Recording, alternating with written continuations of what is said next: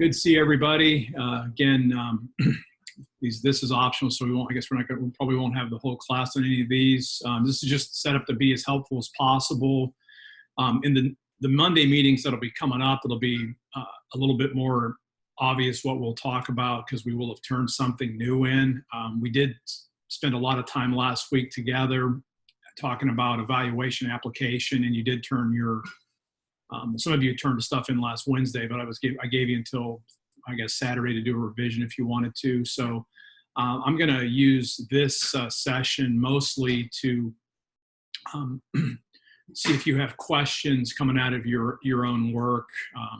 In the ideal world, I would have been able to grade this morning, but I've been doing a bunch of other stuff up until now. I'm going to try to get those papers back to you pretty quick so you have some feedback before next weekend, before the next assignment is due, if you decide to work on that. But questions or anything I can be helpful with today. And actually, while you're stop thinking about a question, let me pray. We should definitely have a prayer here during this time. Lord, thanks so much. Thanks for the technology. Thanks for the chance to gather together. Pray for the whole class. Guide us in these unusual times that we find ourselves. Give us strength. Give us courage. Help us to take care of ourselves, God, so that we can help others. Bless each family, each church, each community that's represented here. And God, help us to be your hands, your feet, your mouthpieces in the world. In Jesus' name, amen. All right, and now think if you have any questions, and we'll see how I can help. Anybody bring a question today?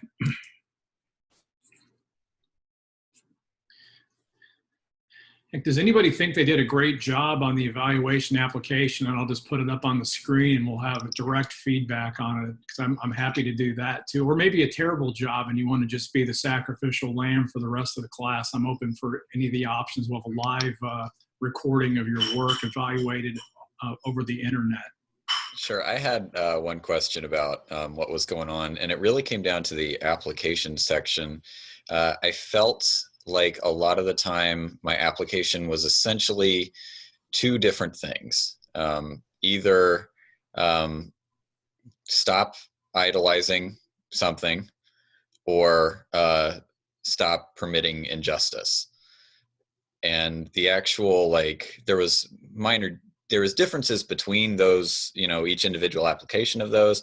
But I was already feeling, as I was going through these two Psalms, I was like, well, the application here is to worship God right. And the application for this one is to stop permitting injustice against their neighbors. I felt like I was just kind of repeating myself. So do you have any suggestion as to how to maybe be able to drill down better?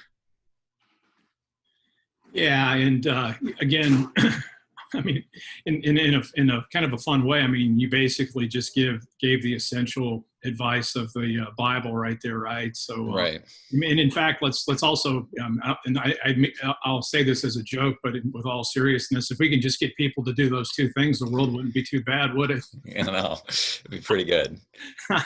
Now, having said that, obviously, it gets really boring if you're a two-song singer. You got your 5-minute comedy set. You need to be able to go for a 20-minute set or a 45-minute set or whatever. Now, the key piece there, it's going to be specificity again. Because I mean, broadly, if you ask you what God's will is, it's love God or love neighbor, and essentially you just articulated the opposite of that, right? Which is right. Idolatry and injustice. And so the key would be, when you connect the text to your context, and that's why I may not have emphasized it enough, you really want to picture your ministry context. Are there some specific are there some very specific types of gods that need to be taken down? What does that look like on the ground in your place? Are you setting up a straw man that's obviously that that everybody would agree with? And I think that would be one tip, would be to go with specificity. Now, another way, if you go back and look at David Thompson's little book, Bible Study That Works, he has an underrated take on application also. He uses, again, I don't know if this picture's even in his book. I had him for like 3 IBS classes. I think it's in the book, but he also takes, he does like he takes a wheel and he kind of imagines a wheel of life. And he actually goes around with categories to try to be more specific, like, how might this talk about our finances? How might this talk about how I treat my spouse? How might this talk about how I treat my children? How might this talk? And again, we're back to idolatry again and injustice underneath that. But that might be a helpful way to kind of do a walk around to get some specific categories where there could be a more specific application. And then the other thing I would say is play around a little bit with that insider outsider kind of language. Because in a sense, you even said the word stop, which, I mean, that's fine. That's the prophetic word to the insider. Try imagining how you would get somebody who's not following Jesus yet, maybe just sitting on the peripheries, maybe showing up at your, again, I know you're not the pastor of the church you go to, but let's just say you were, so you're Janet, if you're still going to the same church that you were. Yeah. And there's people coming in because, people actually seem to be more, this is going to be one of those periods where people are more open to the gospel. Well, I guess they're not coming in, they're watching you on TV now, right? So I already forgot what was going on. So imagine you got new people listening to you on however the church is getting the content out. And I'm sure there are some people that are just kind of on the periphery. How does the text, and this actually helps insiders too, because sometimes people kind of have, they put on bulletproof vests so they don't everything the preacher says bounces off now. But so how can you frame it not so much as a stop? So, because it's more of an accusation. And by the way, that is what the inside needs to hear. They need to hear they're called to realign. But how could you frame it so that somebody who's not following Jesus and by definition is probably an idolater and practicing injustice, though not necessarily so, right? Because we're not going to blanket say that about everybody. There's some fine people in the world that aren't necessarily unjust, but they would still have, everybody's going to have the idolatry stuff in their lives at some level. But how could you help them to hear that in a sense of helping them to imagine what their life would look like if they got some of these things out of their life? So it's not so much a stop as it is an invitation to think about what this would look like.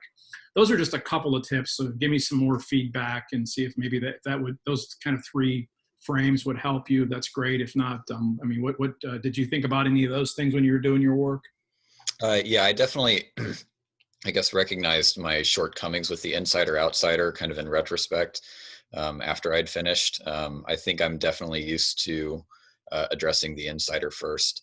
And so it's good to kind of, I actually, rather than revise, I went and did the evaluation for Psalm 36 because I thought it would be more helpful to do that. Yeah. And that one I tried to kind of begin to think about what to say to the outsider, but that's helpful. And it's also, I guess, encouraging to kind of hear that in their core, we probably won't get too far away from those 2 things.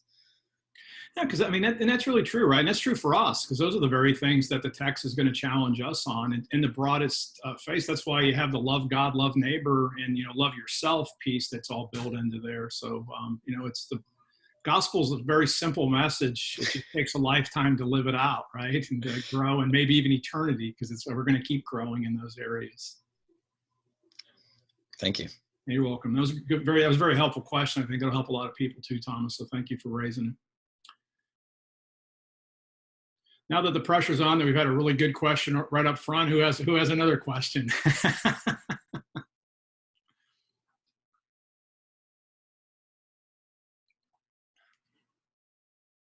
Yeah, go ahead, Chad. So I'm just still trying to understand. I mean, I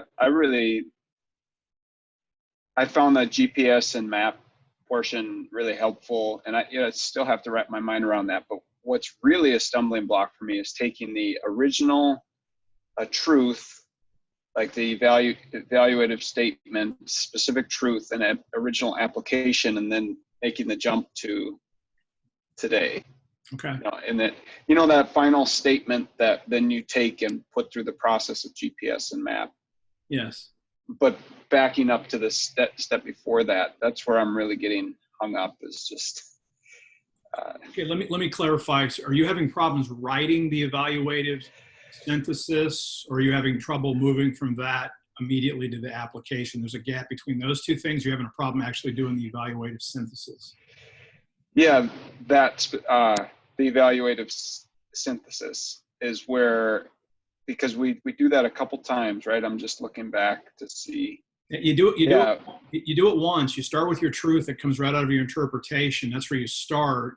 And then the last thing you do is, in light of figuring out what the original application was, if there's any limits in the text itself, and then kind of doing a canonical review to sort of see kind of from a biblical theological perspective, is there any movement on the issue, or can you basically take the original application kind of as is and move it down? So the evaluative synthesis is a revision in light of the work that you did in the actual evaluation. Sometimes it's going to come through pretty clean.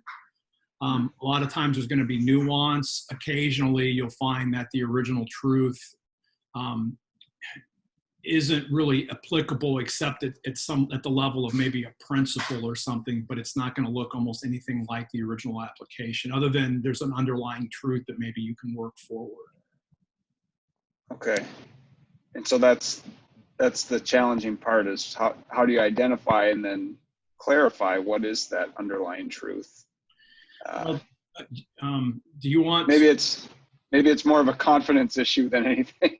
Well, yeah, no, well, I think that's fair. Again, remember, you go back to the first IBS class. And again, I didn't have all of you for that class, but trying to think if I had Julie and Tim for sure. I don't think I had the other three of you. I don't think I did. So, I mean, that class is hard, right? It's new. You're trying to figure out, what's the professor want, and then if you haven't read the Bible this way, you're just trying to find you're happy you find a recurrence when you're doing a survey, right? And then on interpretation, you write like a half a page and think you've said everything that could possibly be said, and then you see what the teacher does, and you're like, oh my gosh, and then you slowly grow over the semester. And so, essentially, I mean, this second class, we're now doing the thing you need to learn this semester that's completely new. So you just need to recognize that. And that's why we do a second class, because can you imagine dropping what we're doing right now into the first semester and trying to do all 4 steps, right? It's really hard. And so basically the rest of the semester, you're going to have to do survey and interpretation, but at this point, you all have a working system on how to do that. The new thing you just got to add is this. So it's just going to take some practice. So I'm going to try to give you some pretty good feedback on your evaluation application in the next day or so you can get that and start thinking it through. But it is going to feel weird until it's natural.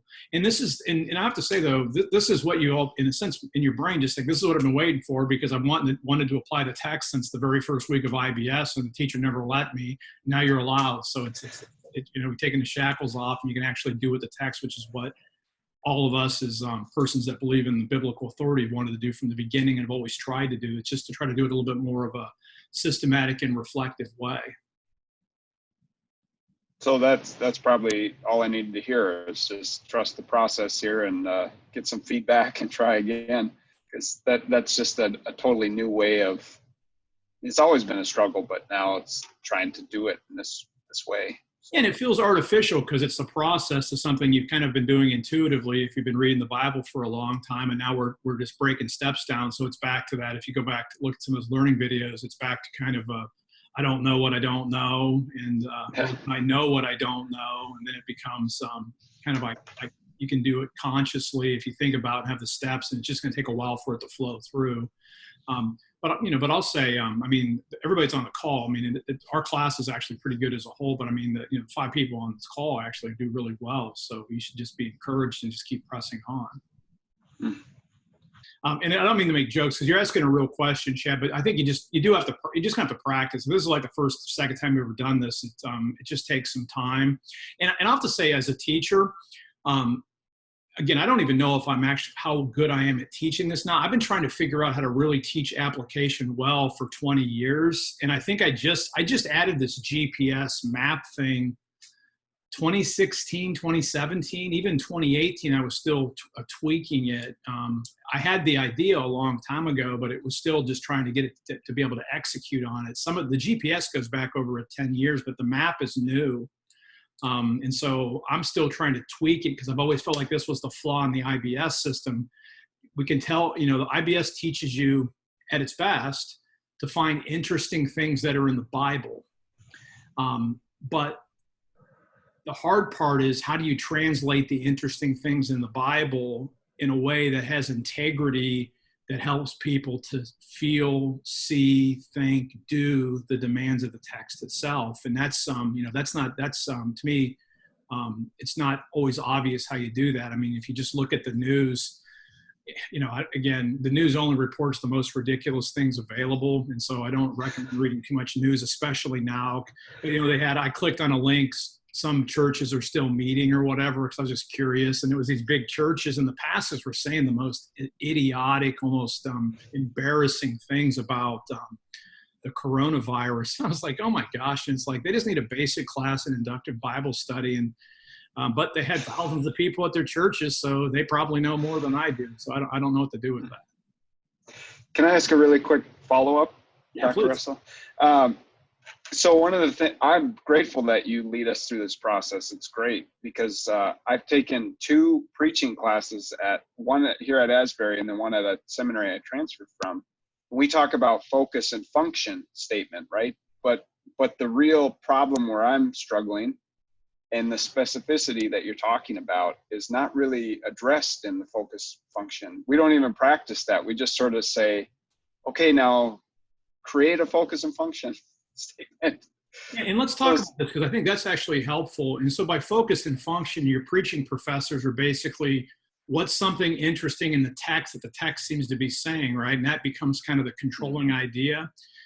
Again, in a classic kind of Bible-believing church, that's how preaching is basically done. And it doesn't really work out application, because it essentially assumes almost a one-for-one application. So whatever the text meant is what it still means. And, and to be fair, if you pick sort of really broad texts, that can be broadly true, right? But the problem ends up being when you have texts that have obvious historical rootedness that you just can't pull it out. Like, again, I don't know how many of you have heard my bad jokes and terrible sermons I've heard in the past stories, but, one of my favorite ones was, this is my favorite one. I was at this church in Richmond, Virginia when I was doing my PhD, and it was Sunday evening, so the pastor probably hadn't worked that hard on the sermon. It was the second one for the week. It was on Genesis, it's either 24 or 25. It's the text where Abraham sends his servant out to find a wife for Isaac. If you remember that story, he goes and sits by the well and he prays to God. The first girl that comes in here and waters my camels, that'll be the wife for Isaac, and it ends up being one of his relatives. And so the sermon was literally, I'm not making this up, how to find a wife. And what made it hilarious was, you kind of know, if you've ever been to a church that has Sunday evening service, it's mostly women there anyway. That's true on Sunday morning most of the time anyway. So it's mostly women, mostly really old people. And, the men that were there were already with their wife. And so the message was just completely ridiculous at like about 40 different levels, but it was literally how to find a wife. And he had taken principles pretty much right out of the text. And again, but that's kind of classic Bible preaching, right? It's like you point out interesting things of the Bible, and then, and that's what we call feeding people's souls. But the problem with that is it can be overtly biblical, but it's completely irrelevant and kind of laughable if you have the guts to make fun of the pastor's sermon, right? A lot of people won't do that, but we can do it at seminary because it's fun. But and as long as you remember, somebody's going to do it to you too, and somebody's going to do it to me too. But you want to kind of step back, and so to have a focus is fantastic. And what I'm suggesting, like your focus statement, to use your language, what I think is really helpful, the evaluative synthesis is your focus, right? And so then your application would be what you would be preaching, and then you go back into the text. and the text then kind of controls the message, and you're connecting people with the text. And then if there were other key passages in the Bible that kind of move the conversation along, you could bring those in the preaching. And then obviously you find some really good illustrations, stories that help people to connect with what you're saying. But that would be how I would tweak your preaching class if I was going to tweak it at all, if that makes any sense.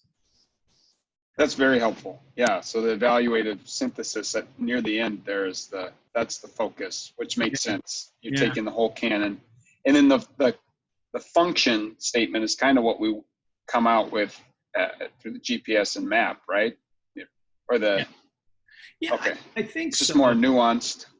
Yeah, in my GPS map, I think the GPS works. That's spade work. You're trying to just think about something that should help you to generate applications. I give you the map idea to play around with, especially those of you who are out on the front lines. I've done a lot of preaching, so I kind of tested it for myself.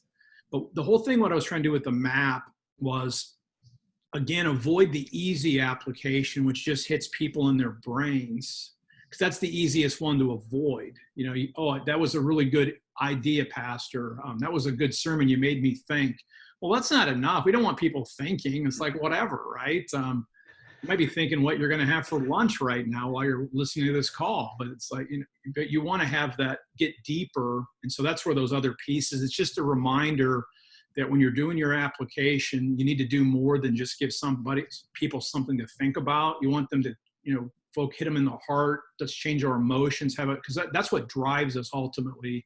No matter how smart we are, no matter how rational we think we are, we're driven by emotions, and people are too.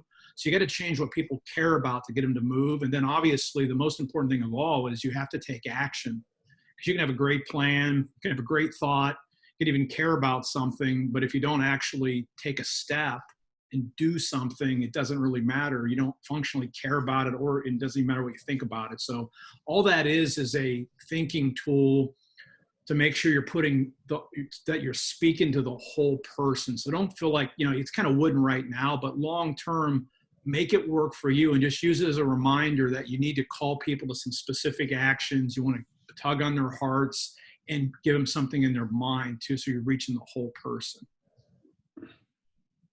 That's very helpful.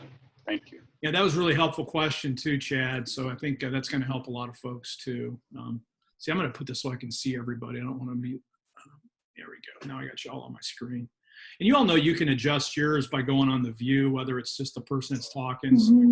I didn't have, I just had speaker on there since there was a seventh person, including myself. I didn't see it, so now I can see everybody. Anybody else have a question, a comment, insight?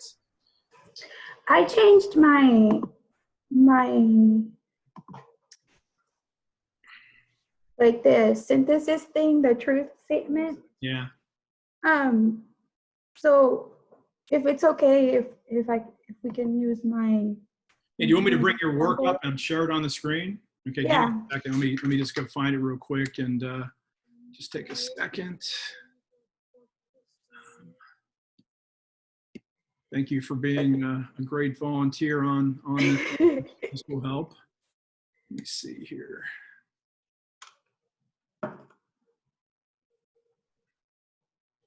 It should have stuff in red. The red is the new. Okay, I haven't even.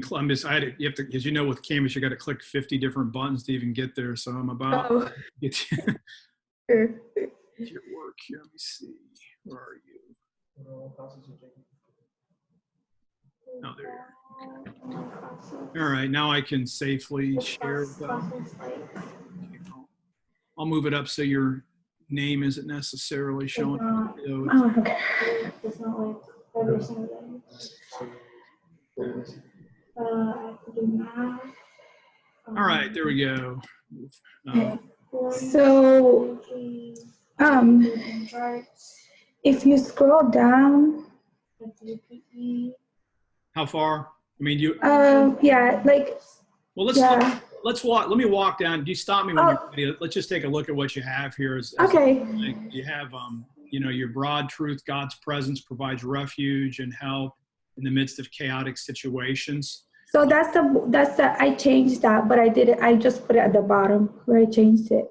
Oh, okay. So maybe I should listen to you then. So, it's right here. After our discussion. Okay. So you redid it. I got you. Okay, I see. So you started with God's presence provides refuge and help in midst of situations that directly threaten our sense of security. Is that what you mean by being more specific? It's just that I keep thinking about my congregation and think like, especially like if I were to preach this, I want to be able to hit, I don't want to be so specific that I miss people in my congregation. So it has to be broad enough. Yeah, let me get like, for example, yeah, because you're asking, this is a really important question too, and so thanks for letting us see your paper too. When we talk about specificity, and you just heard the concern that you want to be able to speak specifically to your context, and so you don't want the text to be so specific that it misses where my folks are. See, that actually is the whole point of why we need to do evaluation, because if we're honest, remember the Bible is talking to someone other than us, right? And so in a sense, whenever we're reading the Bible, we're overhearing someone else's conversation. I've said that in some class that you probably had me, and so in a sense, the original application was meant for somebody else. And so it's probably always going to be a little bit different than our context. But the reason it's important to start with the original piece is so you can hear the text's actual witness up front, and then move into a process that lets us ask, okay, that's what it was saying to, like we're in the Psalms, so it's saying to the Second Temple Israel. And now what's it mean for me? Now, let's take your statement here.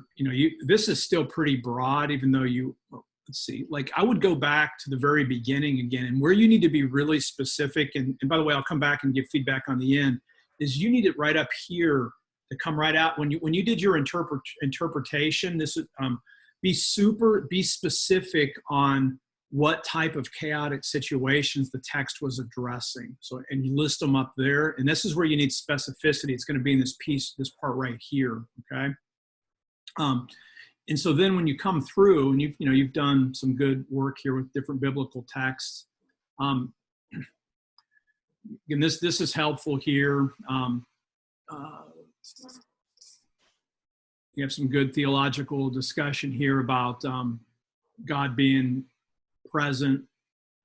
And so again, you have this language: God's presence provides refuge and help in the midst of chaotic situations, is a promise found throughout all Scripture. And again, I might list some specific context that emerged out of that, because you can still draw an inference, because the inference is basically this: if God shows, and Psalm 46 is written generally too, right? I'll let you interrupt me. You can ask a question here in a second. Psalm 46 is very broad anyway, right? But the original applications give you some warrant then to look for contexts that are similar today. Like you have this, see down in this little paragraph here, I read this really fast. Look at the nice list that you have, right? That's, and I think that highlights for you all too, right? What I just highlighted on my screen.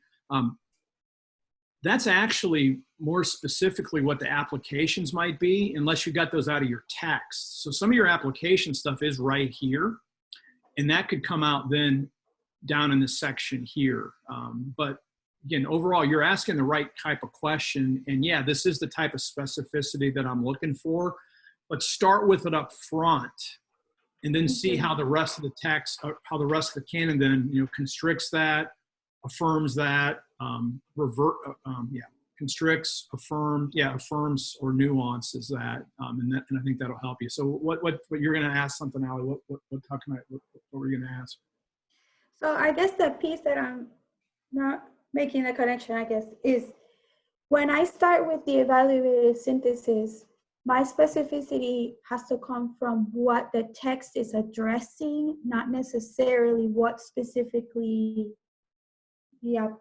Does that make sense? Like Psalm 46 is specifically addressing chaos in nature and chaos in kingdoms or government. Yeah. That's and you would start your evaluation with that. There. Yes. Yeah. Okay.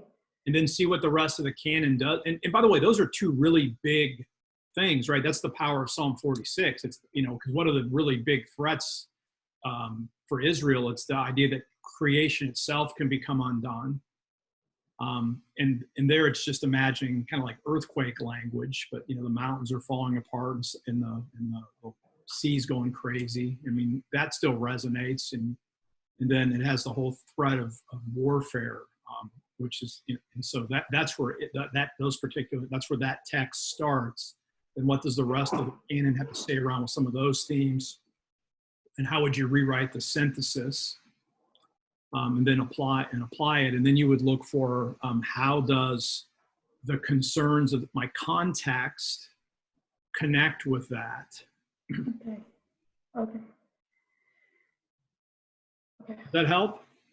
Yeah, I mean, I just, you know, it's like everything, like we're here, I'm like, oh yeah, I got it. And then I go to do it and I'm like, I don't got it, but just practice. That's right. And so just a good word for everybody too, when you're doing the work, when you get stuck, try to write down what's going through your mind and mark the places where you're getting stuck.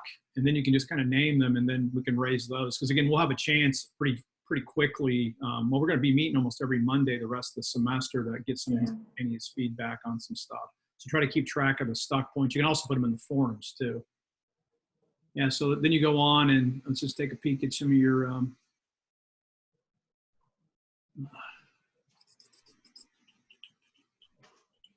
yeah, and this is good. You put some time in this. So you actually have some real substantive stuff in your application. So yeah, this is actually this whole paper. Yeah, you have some questions. This is I mean, if people want to see kind of what A-level work looks like, and people always wonder why they didn't get an A, this is kind of what an A looks like. So you can just take a so it's just, there's some real substance here, not just quoting. Let me just, if you don't mind, I'm just going to say a couple things. Again, you don't have to look exactly like this particular paper, but it's going to look something like this. It has all the steps. Again, I would be more specific right here, but that's going to come out of your interpretation. So by right here, I'm talking about right at the front. And then this paper then goes on and engages the text itself substantively to look at and describe what's going on in the context. Goes to the canon, starts with the psalm in its context, and in this case, just makes the remark that the Lord is a refuge, and lists a bunch of texts. Now, what you could do there is you could have said a little bit more specifically how those texts specifically talk about God as a refuge. I think that would make it a little bit more powerful. That would be a place where you can make this paper better. Because again, even for everybody, even if you basically get an A, you got to push yourself because it's about getting better. You should be going for A+, A++, A++,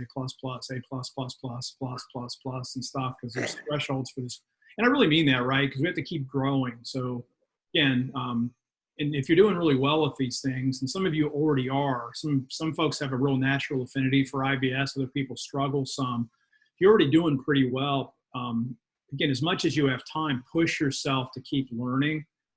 Because, you know, as a professor, I'm trying to get the biggest block of people up into the B+, A- range.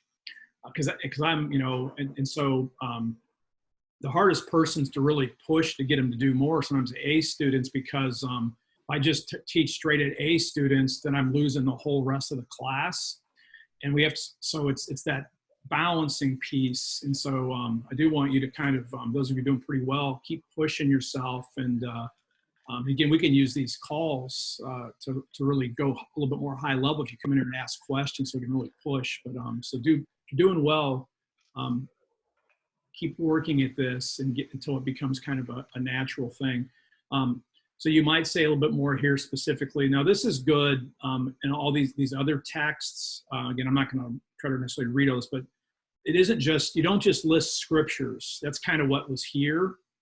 If your whole evaluation application is just listing a bunch of scriptures, that really isn't evaluation because you're just citing text. You want to, it's better to take a couple of texts and say something substantively about how they're engaging your truth, like essentially like's done here, than just to list texts. Okay, so this is really good, this part here.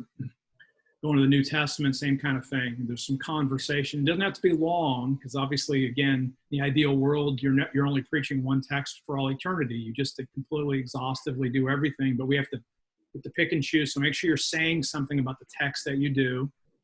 And then there's some final, and I actually like this a lot, what's here, kind of an assessment of that. And I mean, this is your own deal, the way you constructed my instructions. I actually like the way this looks a lot right here, because this is talking about some of the maybe pieces. And those are just your. Yeah, but you adopt. I've never seen anybody lay it out like this, because I do. I mean, everything. Yeah, I can see everything related to what I have, but you actually made up your own layout that's a little different than I've seen before. So I'm just actually saying this is a really good example. It's a little different than I've ever seen, and I mean that in a good way. Yeah. So it may just be what you thought I wanted, but I'm just saying no one else has ever thought that I wanted it to look like that. Let's just put it that way. So again, this might be helpful for someone who's struggling looking at format. This is a nice format. And then you're rewriting your synthesis. And again, this is your revision. And then you've walked through. And again, remember, I'm not having time just to read all this, but remember that you may not have all three of these in every text. So don't feel like you have to.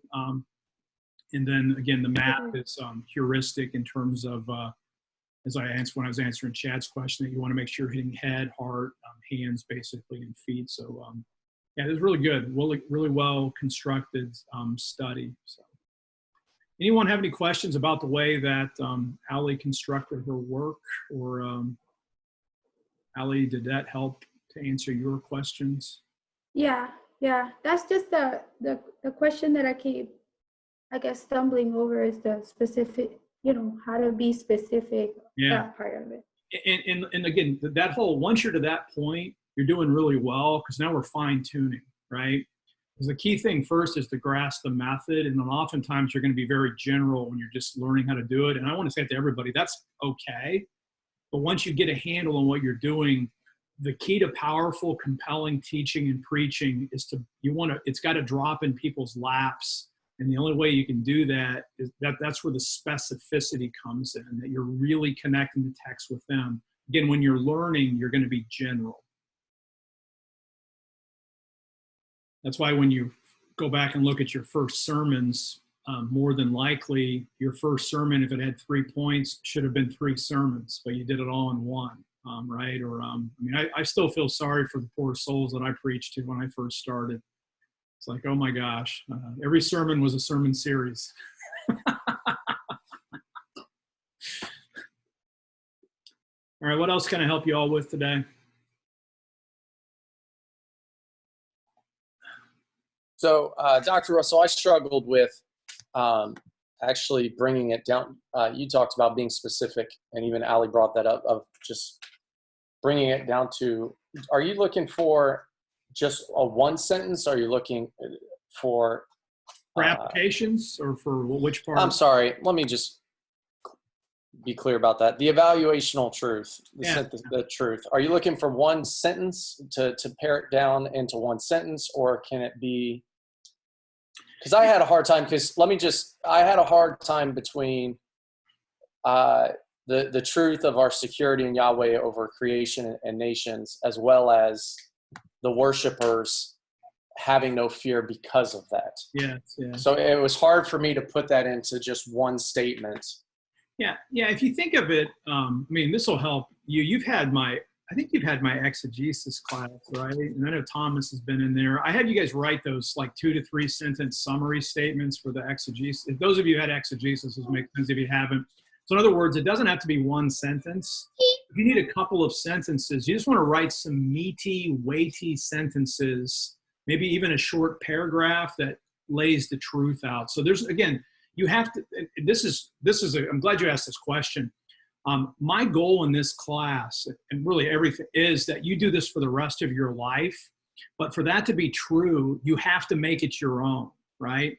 So yeah, I'm looking for certain things, but you write the evaluative synthesis however is going to work for you. Whether it could be bullet points. If you're like Ernest Hemingway, maybe you can write one sentence that's just powerful and it just blows everybody away. maybe you need to write 2 or 3 sentences. It's okay. So yeah, there's write whatever it takes. You want it to be as short as it can be, obviously, because otherwise it gets unwieldy for yourself. But it's as long as it needs to be so it works for you, so you can take the next step and make applications. So this IBS2 class should really help you to make the method your own. And if you go on and take another class, I mean, you should really be just fine-tuning things at that point to do a third class. Go ahead, Eric. Yeah, no, just because I remember you saying just be very specific, and then like for 30 minutes, I'm trying to figure out how to make this one sense. So I'm glad for the next one, I don't have to spend that time. Yeah, well, I mean, it's the whole thing. That's what life is like, right? It's always about, we like to think things are black and white, but it's basically it's always kind of dichotomies in that if you go too far on one side, it's messed up. And so you have to slide back and forth. So again, yeah, you want to be specific, but it has to be meaty and substantive enough that you can do something with it. Yeah, absolutely. The second question I had was actually in the application, because the GPS section. So I probably have way too many questions, both for the insider, outsider, because I found I used community and then holiness. Okay.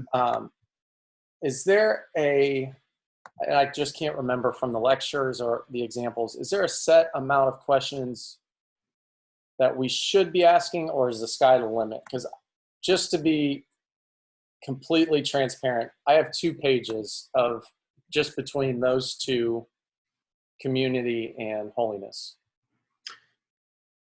Does that make sense? Just because I just, once you get rolling with security, no fear. I mean, it just opens the door for so many other possibilities. Because I feel like, from my understanding, from what you were teaching, is that the application can expand upon not just creation and, in the sense of Psalm 46, creation and politics, but also what other fears might exist. Is that correct? Or yeah, can I share your paper for a second? Do you mind?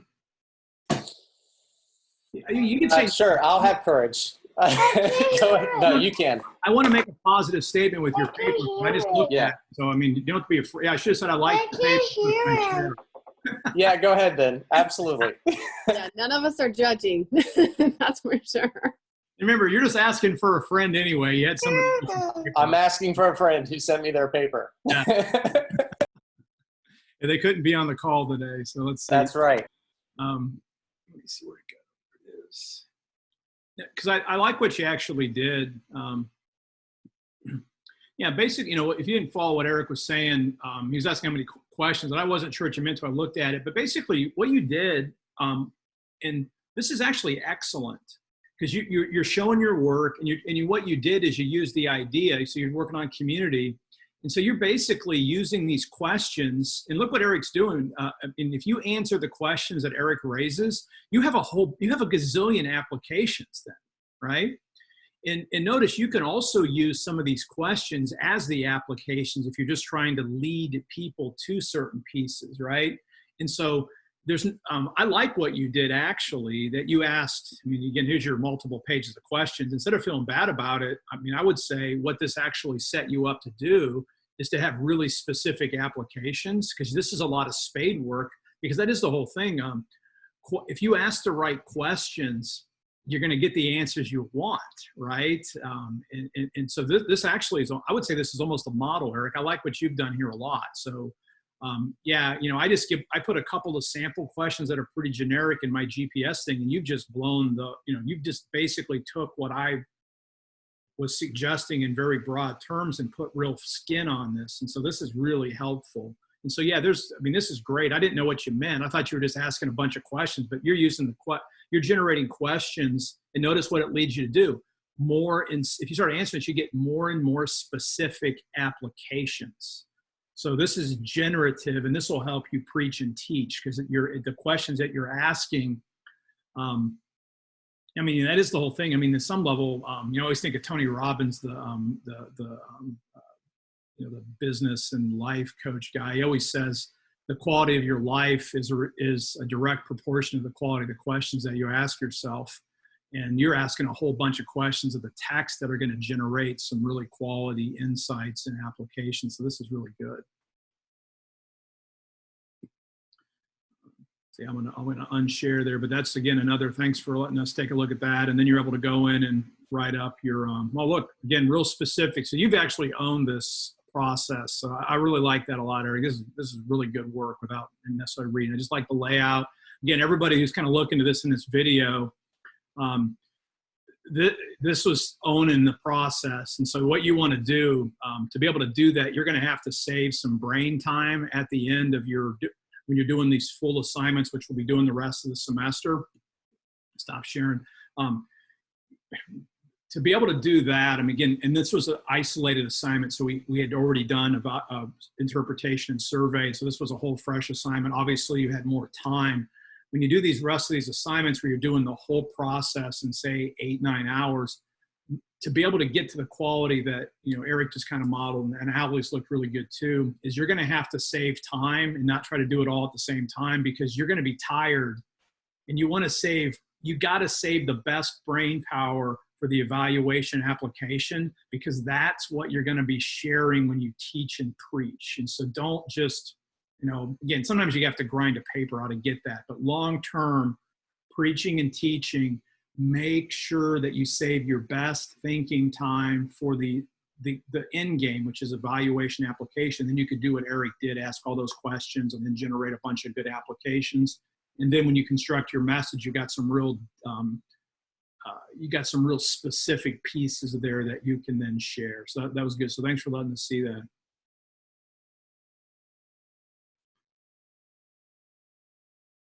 Yeah, this has been real helpful today. I couldn't have made up better questions to ask myself to help the whole class. So this is really good. I think we've had Thomas, Chad, Allie, Eric. That was really helpful. This is going to be a good video.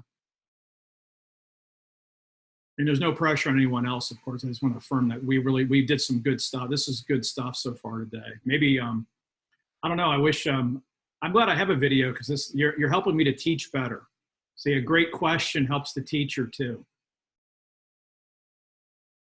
I found that I didn't feel like I struggled that much with this, which I was surprised. I could be like deluding myself too, but it was kind of like, you gave me a framework and like categories to explain what I've been doing for a long time, but not very efficiently, and not necessarily with the ability to stick to like, I mean, I preached this weekend, and like when I was writing my sermon, I was like, I have one truth that I'm trying, and I've never had that clarity in my head. Good.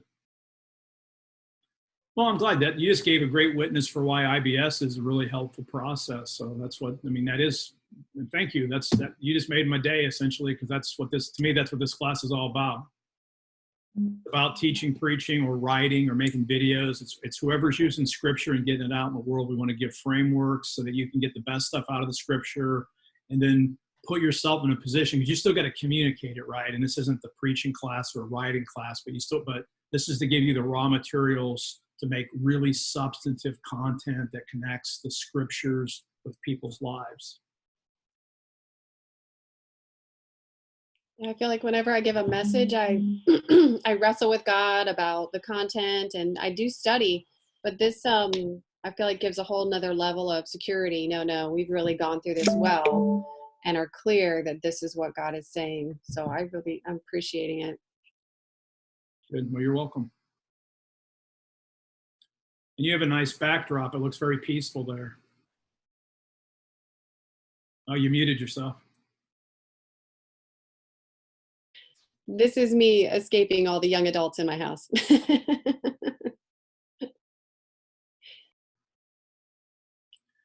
All right. Anything else today, friends?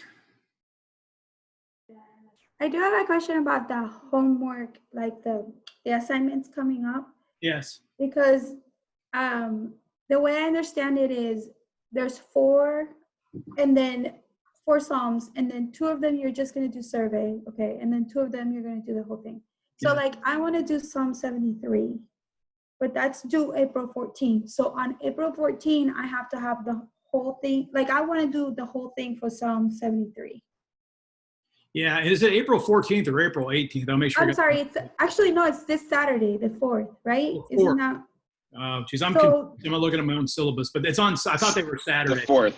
Okay, it's the 4th. Okay. So does that mean that if I want to pick Psalm 73, because I want to go through the whole process with Psalm 73, I have to have everything done by Saturday? Yes, yeah, it does. Okay. Unfortunately. Yeah, so yeah, let me just say something about the assignments again, just to remind everybody. Again, we have the next 5 weeks because we do have a reading week, so there'll be nothing due. What will be the 11th, I guess. So we have 4 texts, and I can't. What it's Psalm 73, the one Psalm 137. I mean, 96, and I forget what the other one is, but there's 4 texts. The day that it's due is the day that it needs to be turned in. And so you at least need to turn the survey in for all 4 of those so you can be part of the discussion. If you're in, and you have to do the full assignment on at least 2. You're welcome to do more if you want to. And I guess I should give the same advice that I do for some of my other classes. You can turn as many of these as you want if you want a better grade. But to get feedback, it's going to be in your best interest to do one of the first 2 at least, just so you can get feedback before the last ones come due, just so there's a turnaround time on the grading. But yeah, what you said is right. It's due on the day that it's set, so it's not just pick 2 and turn them in whenever, because we're going to still have class. And so like. Well, I guess Monday, we aren't doing it Monday the 6th, but when we get back together the day after Easter, we'll be talking about Psalm 73 together. My work will pop up before that. It'll be available during reading week, but we'll have a conversation on that Monday, and then so on and so forth as the due dates come up. Dr. Russell, I got a non-class related question since you brought it up earlier. About the exegesis, upper level exegesis. Yeah. On the downslope, on the uptick to graduation, that's how I look at it. I'm really trying my best to get as many book studies, whether it's exegesis or upper level IBS, because it's so formative and it's so awesome. And like most everybody had mentioned are going to be preaching. So, for your Pentateuch class over the summer, when it's upper level exegetical with you, does it require both languages? Both semesters, yeah. Well, it does. Yeah, I was going to email you. We can talk separately about that, because if you really wanted to do it, we could talk about it. But you're obviously the disadvantage is maybe the people would be better in Hebrew than you. You know, I will never say that's going to necessarily be true, because not everybody gets too good at Hebrew even taking the second semester. But that is the class. So we'd be doing a lot of Hebrew reading in class. But we can, if you're interested, we can have a conversation about that separately. Okay, I just wasn't sure, because even post this class, if anyone else is taking upper level courses, I know we've touched a little bit on Hebrew, and we're breaking down recurrences of words in Hebrew and things like that. But I was just wondering about that upper level since you brought it up. So, okay. Yeah, appreciate it. I'll send you I'll respond to your email, and I know Thomas wants to meet too, and I'm going to pick a time. I'll get you an email out in a few minutes too, Thomas. Okay. Anything else today, friends? That's it. Thank you. Yeah, I'm also going to send out an invitation for a spiritual formation conversation if anybody wants. So I'm going to do it next Monday, which I know is reading week, but if some of you came to the last one, if you want to jump in on that, that'll be available. Just when you get the note, just RSVP if you're going to come, so I can kind of an idea how many folks are going to come in there. So I'll be sending that probably in the next half hour before my next Zoom meeting. So I'm going to try to get a couple notes out to the class. And thanks, everybody. I'll get this uploaded as soon as I can today. So thanks for joining me. It's great to see you. Live by faith, be known by love, be a voice of hope, and we'll see you the next time.